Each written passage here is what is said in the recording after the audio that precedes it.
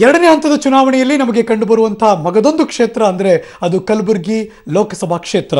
ಕಲಬುರಗಿ ಲೋಕಸಭಾ ಕ್ಷೇತ್ರದ ಅಭ್ಯರ್ಥಿ ಬಿಜೆಪಿ ಅಭ್ಯರ್ಥಿ ಉಮೇಶ್ ಜಾಧವ್ ಅವರನ್ನ ಗೆಲ್ಲಿಸುವಂತೆ ಬಿಜೆಪಿ ರಾಜ್ಯಾಧ್ಯಕ್ಷ ಯಡಿಯೂರಪ್ಪನವರು ಪಕ್ಷದ ಸ್ಥಳೀಯ ಮುಖಂಡರಿಗೆ ಸೂಚನೆ ಕೊಟ್ಟಿದ್ದಾರೆ. ಕಾಂಗ್ರೆಸ್ನಿಂದ ಬಂದಿರುವ ಜಾಧವ್ಗೆ ಟಿಕೆಟ್ ಕೊಟ್ಟಿರುವ ಹಿನ್ನೆಲೆಯಲ್ಲಿ ಬಿಜೆಪಿಯಲ್ಲಿ ಅಸಮಾಧಾನ ಬಗೆಲೆದ್ದಿತ್ತು. ಈ ಹಿನ್ನೆಲೆಯಲ್ಲಿ ನಿನ್ನೆ ರಾತ್ರಿ ಸಭೆ ನಡೆಸಿದ್ರು ಯಡಿಯೂರಪ್ಪನವರು.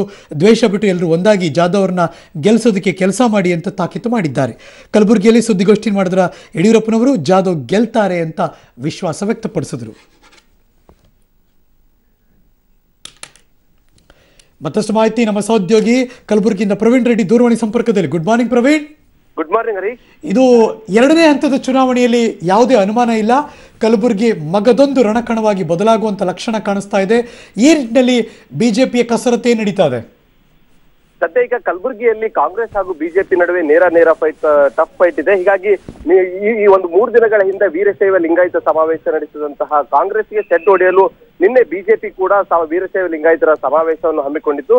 ಈ ಸಂದರ್ಭದಲ್ಲಿ ಮಾತನಾಡಿದಂತಹ ಉಮೇಶ್ ಜಾಧವ್, ನಾನು ನಿಮ್ಮ ಸೇವಕನಾಗಿ ಕೆಲಸ ಮಾಡ್ತೀನಿ, ನನಗೆ ಇದೊಂದು ಬಾರಿ ಅವಕಾಶ ಕೊಡಿ ಅಂತ ವೇದಿಕೆಯ ಮೇಲೆ ಶಾಸ್ತ್ರಾಂಗ ನಮಸ್ಕಾರ ಮಾಡುವ ಮೂಲಕ ವೀರಶೈವ ಮತ ಸೆಳೆಯಲು ಒಂದು ಮಾಸ್ಟರ್ ಪ್ಲಾನ್ ಮಾಡಿದ್ರು. ಅದಾದ ಬಳಿಕ ಮಾತನಾಡಿದಂತಹ BS ಯಡಿಯೂರಪ್ಪರವರು, ನಾವು ರಕ್ತದಲ್ಲಿ ಬರೆದು ಕೊಡ್ತೇನೆ, ಉಮೇಶ್ ಜಾಧವ್ ಅವರು ಯಾವುದೇ ಕಾರಣಕ್ಕೂ ಸೋಲ್ಬಾರ್ದು, ಅವ್ರು ಗೆಲ್ಲಬೇಕು, ಅವರು ಅಭಿವೃದ್ಧಿ ಕೆಲಸಗಳನ್ನು ಮಾಡ್ತಾರೆ ಅಂತ ಹೇಳಿ ಇದಕ್ಕೆ ನಾನು ರಕ್ತದಲ್ಲಿ ಬೇಕಾದ್ರೂ ಬರೆದು ಕೊಡೋದಾಗಿ BS ಯಡಿಯೂರಪ್ಪ ಕೂಡ ಹೇಳಿದ್ರು. ಅದೇ ರೀತಿಯಾಗಿ ಬಸನಗೌಡ ಪಾಟೀಲ್ ಯತ್ನಾಳ್ ಅವರು ಕೂಡ ಪ್ರಮುಖವಾಗಿ CM ಇಬ್ರಾಹಿಂ ವಿರುದ್ಧ ವಾಗ್ದಾಳಿಯನ್ನು ನಡೆಸಿದ್ರು. ಹರೀಶ್, BS ಯಡಿಯೂರಪ್ಪನವರಿಗೆ ಅಥವಾ ಬಿಜೆಪಿಗೆ ಅಲ್ಲಿರುವಂತಹ ಮಗದೊಂದು ಕಷ್ಟ ಅಂದ್ರೆ ಒಂದು ಕಾಂಗ್ರೆಸ್ ಪ್ರತಿಪಕ್ಷವಾಗಿ ಅಲ್ಲಿ ರಾಷ್ಟ್ರೀಯ ಪಕ್ಷ ಇದೆ, ಜೊತೆ ಮಲ್ಲಿಕಾರ್ಜುನ ಖರ್ಗೆ ಕಂಟೆಸ್ಟ್ ಇದ್ದಾರೆ, ಪ್ಲಸ್ ಬಿಜೆಪಿಲಿರುವ ಅಸಮಾಧಾನವನ್ನ ಯಡಿಯೂರಪ್ಪನವರು ಮ್ಯಾನೇಜ್ ಮಾಡೋಕೆ ಸಾಧ್ಯ ಆಯ್ತಾ ಅಂತ? ಸರ್ ಹರೀಶ್, ಪ್ರಮುಖವಾಗಿ ಇದೇ ಮೊದಲ ಬಾರಿಗೆ ಬಿಜೆಪಿಯಲ್ಲಿ ಒಗ್ಗಟ್ಟು ಆಗಿದೆ. ಆದ್ರೆ ಕಾಂಗ್ರೆಸ್ ನಲ್ಲಿ ಈ ಒಂದು ಒಗ್ಗಟ್ಟು ಕಂಡು ಬರ್ತಾ ಇಲ್ಲ. ಇದೇ ಯಡಿಯೂರಪ್ಪನವರಿಗೆ ಪ್ಲಸ್ ಪಾಯಿಂಟ್ ಆಗಿದೆ ಅಂತ ಹೇಳ್ಬೋದು. ಯಾಕಂದ್ರೆ ಈ ಹಿಂದೆ ಲೋಕಸಭಾ ಚುನಾವಣೆಯಲ್ಲಿ ಬಿಜೆಪಿ ಒಗ್ಗಟ್ಟಾಗಿ ಯಾವಾಗ್ಲೂ ಕೂಡ ಲೋಕಸಭಾ ಅಭ್ಯರ್ಥಿ ಮಲ್ಲಿಕಾರ್ಜುನ್ ಖರ್ಗೆ ವಿರುದ್ಧ ಒಂದು ಕಂಟೆಸ್ಟ್ ಮಾಡಿರಲ್ಲ.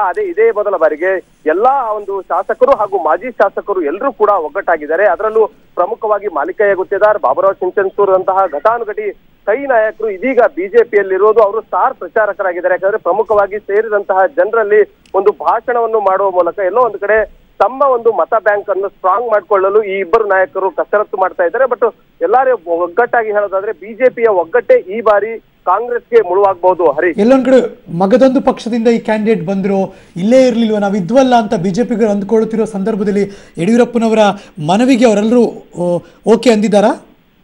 ಹರೀಶ್, ಪ್ರಮುಖವಾಗಿ ಈ ಒಂದು ಉಮೇಶ್ ಜಾಧವ್ ಅವರು ಬಿಜೆಪಿ ಸೇರ್ಪಡೆಯಾಗೋದು ಇವತ್ತು ನಿನ್ನೆದಲ್ಲ, ಕಳೆದ 6 ತಿಂಗಳಿಂದ ಕೂಡ ಈ ಒಂದು ಪ್ರೊಸೆಸ್ ನಡೀತಾ ಇದ್ದು, ಬಹುತೇಕವಾಗಿ ತೆರೆಮರೆಯಲ್ಲಿ ಇಲ್ಲಿರುವಂತಹ ಎಲ್ಲಾ ಶಾಸಕರು, ಮಾಜಿ ಶಾಸಕರು ಹಾಗೂ ಪಕ್ಷದ ಮುಖಂಡರಿಗೆ ಎಲ್ರಿಗೂ ಕೂಡ ಬಹುತೇಕವಾಗಿ ಅಂತಿಮವಾಗಿತ್ತು ಉಮೇಶ್ ಜಾಧವ್ ಅವರೇ ಈ ಒಂದು ಬಿಜೆಪಿ ಪಕ್ಷದ ಅಭ್ಯರ್ಥಿ ಆಗ್ತಾರೆ ಅಂತ.